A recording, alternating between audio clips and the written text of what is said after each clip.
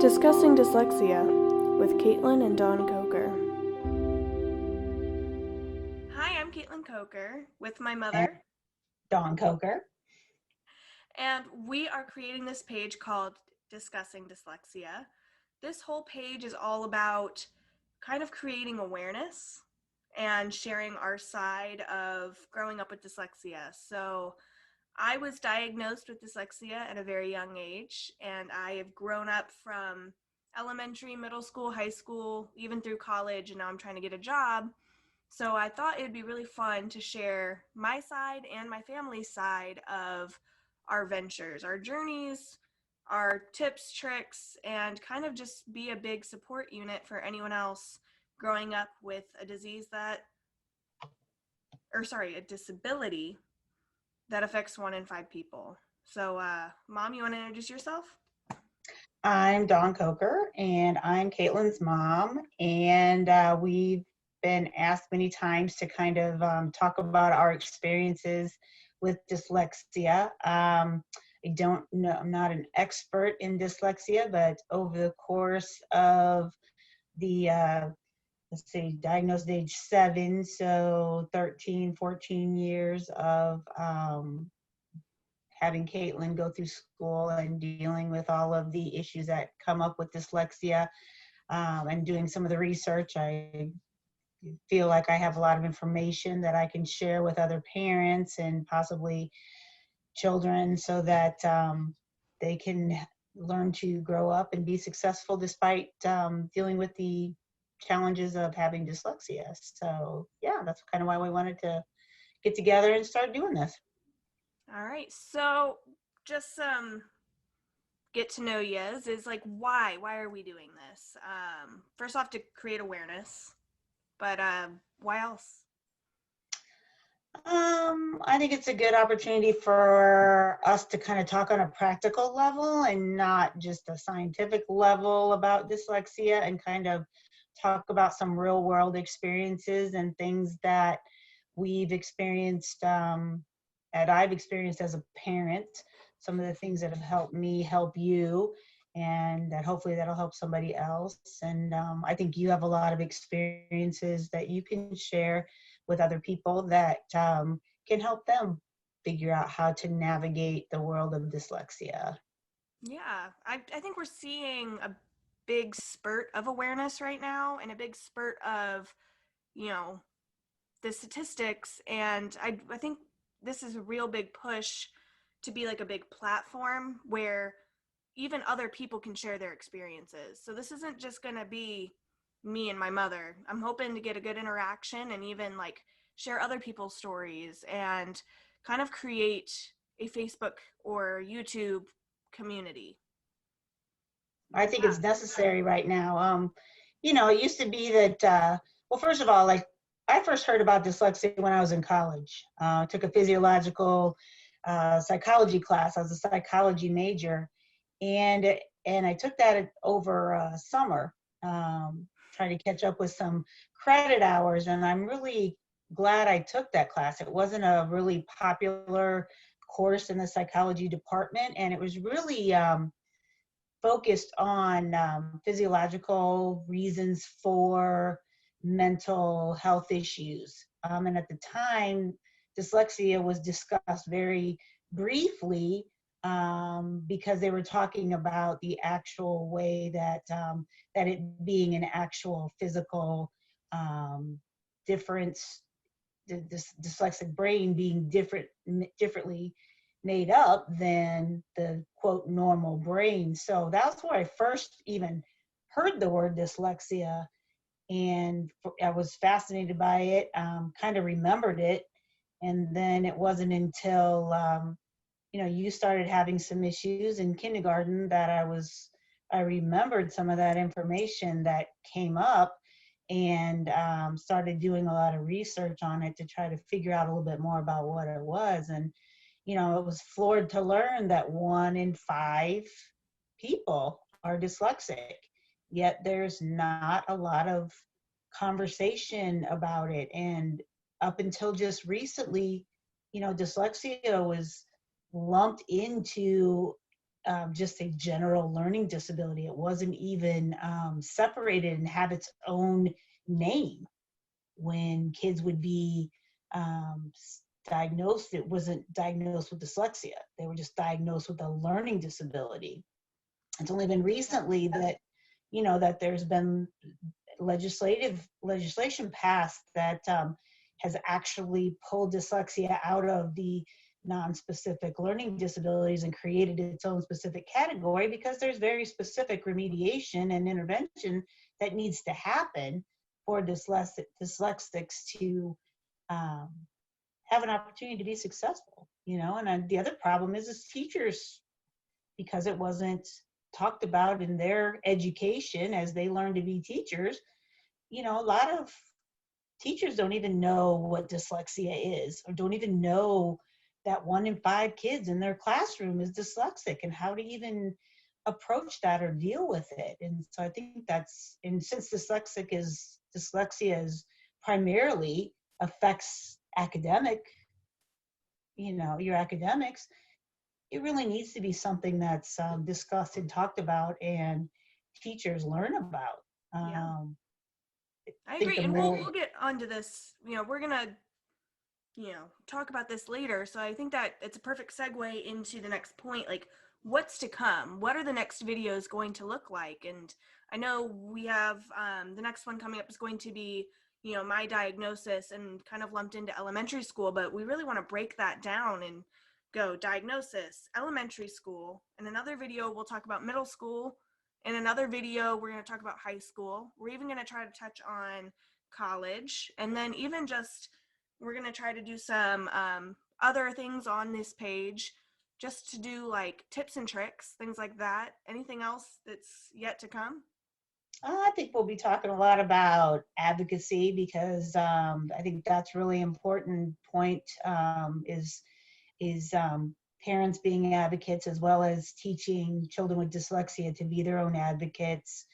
Think about, and I think we will talk a little bit more about, the fact that, it's not something that keeps you from being successful. It's just learning how to, it's not that you can't learn, it's just you have to learn a different way. And we'll talk about multisensory learning and all of that kind of stuff. And then also making sure that, you find the things outside of school that you excel at, so that, you make sure that there's emotional sides and there's social sides of it. And I think we'll talk about some of your personal experiences and things that happened, growing up that were frustrating, and things that we kind of encountered along our way that have been unique. I think it's cool too. Like we talk about this, and no matter how much time goes on, like every time you bring something back up, there's a social anxiety there. There's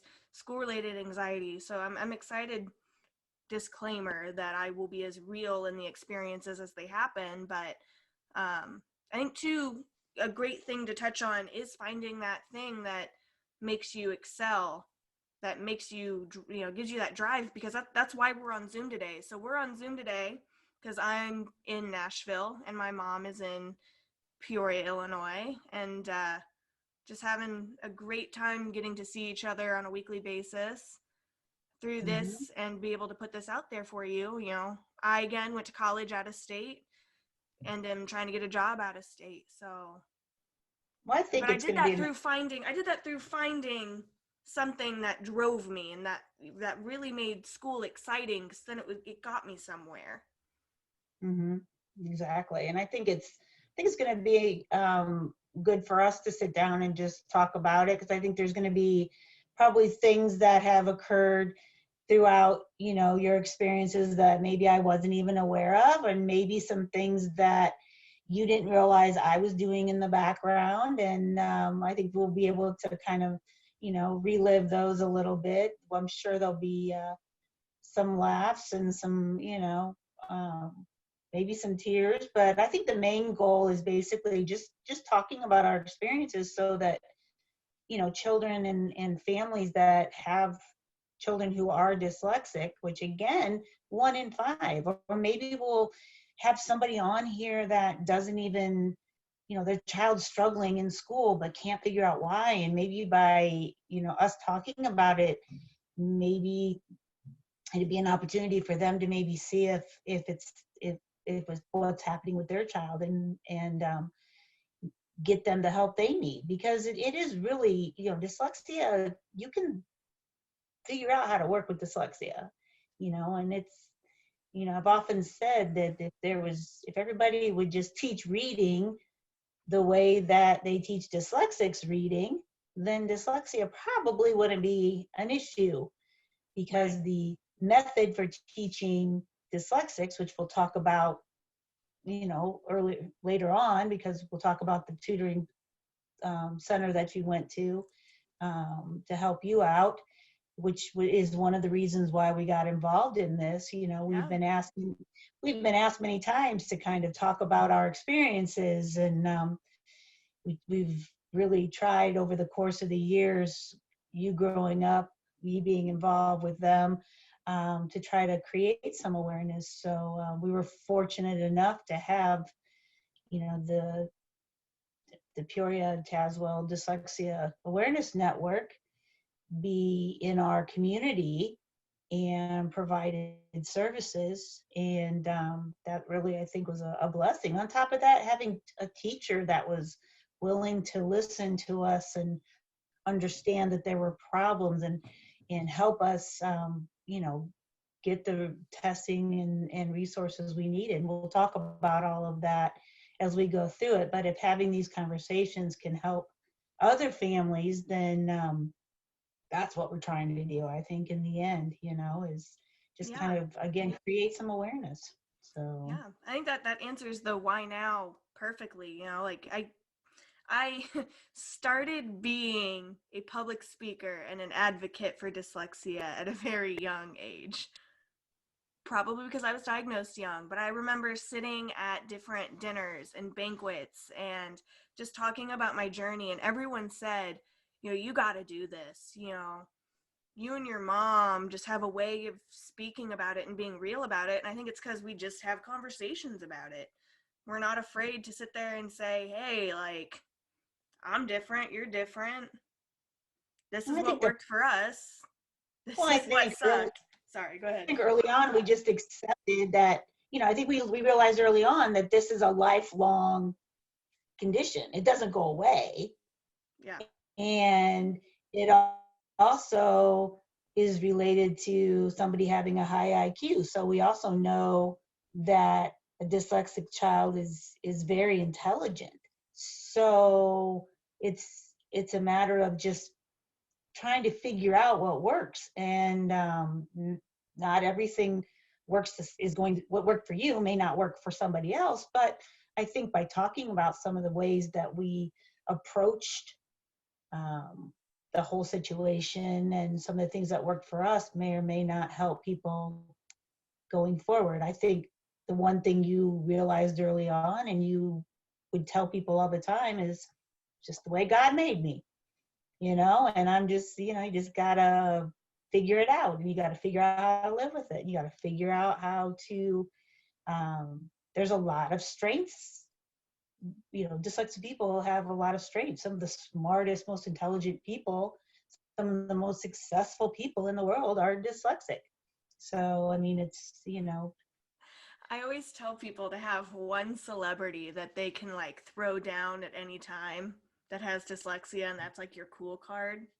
It's why I was a nerd, but I was, growing up, it was like Albert Einstein, and then like for me, it was a Disney Channel star. I was like, Zendaya and Bella Thorne. I was like, Bella Thorne's a dyslexic, guys. Like, but have someone that's like you root for, that to look up to.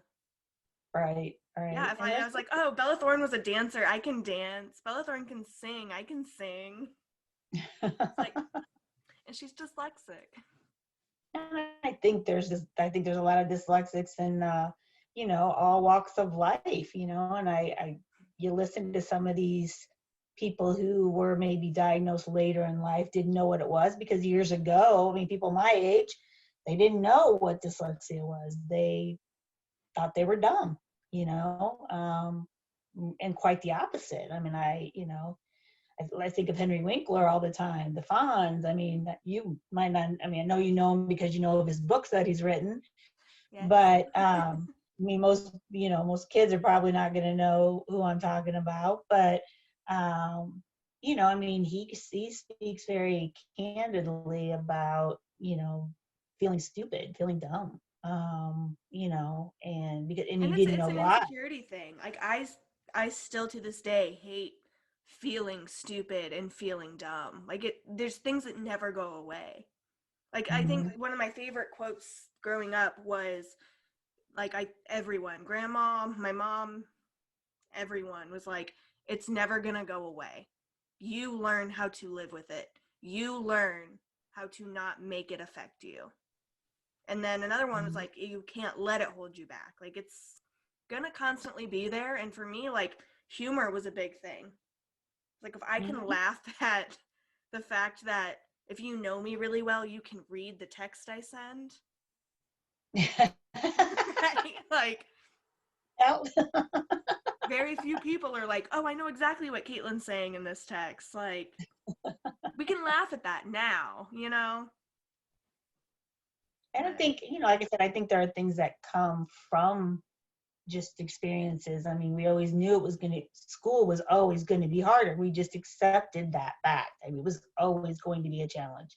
So it was always you knew you're going to have to work harder. You're going to have to figure out a different way. And, we lived and we learned. And, I'm hoping we can share again some of those things as we go through these series of videos and we do some Q&As. And, I hope we can kind of make other people's paths easier, their journeys a little easier by maybe sharing some of the things that the struggles we've already been through and learned from. So, I think that's another big part of it is if we can make it easier for somebody else by, sharing our tips and tricks. right. The Some do's and worked, the some didn't. don'ts. Yeah, exactly. So, and kind of how to navigate school systems. I mean, I know we're going to get into that, and that's And, you know, things challenging are going in to be and of state itself. specific too, though. Like, Right. Yeah, we learned that when you went to college that there's different, dyslexia is handled different ways in different states and, at different levels of academics. And, but there are a few things, that we can share that I think can help people along the way. And I hope people will ask questions, yeah, I hope people will share their stories because I'm sure there's things that we can still learn from other people's experiences that might help you even going forward in the job market and, with your music and other things like that. So, well, I think that's a great point, and honestly, a great way to sum up this video is, like, again, the main thing we want to get out of this is a community. So, if you want to share your story, if you want to share a comment, feel free to comment. Feel free to reach out at our email. Our email we are going to try to read through weekly. We're going to try nightly, but weekly. And our email is discussingdyslexia@gmail.com. I will put it in the comments below. And feel free to follow our Instagram, Facebook, and YouTube. Every Sunday night on Facebook at 7 p.m. Central Time, we're going to go live with a Q&A, and we're hopefully going to get some special guests, some tutors, some teachers, a little bit of everything in those Q&As, and you're more than welcome to be interactive with those. But if anything, we just want to start a community here, and feel free to like, follow, and thank you for your time. make sure you share it with your friends or other people who may, be interested in learning more about dyslexia. We'd love to have a lot of teachers and educators because we know those are the people that we'd really love to talk to and create the awareness with because I think that's going to be super helpful. So I hope you all enjoy our first video here and kind of letting you know a little bit about what we're going to be doing. And when are we doing? We're doing videos every Tuesday. Tuesday night. They'll be published, right? Mm-hmm. Our Q&As on Sunday, but you're welcome to interact with us on all of our other media areas. And yeah, I think Have a that's, great night, guys. Have a great night. Thanks for joining us.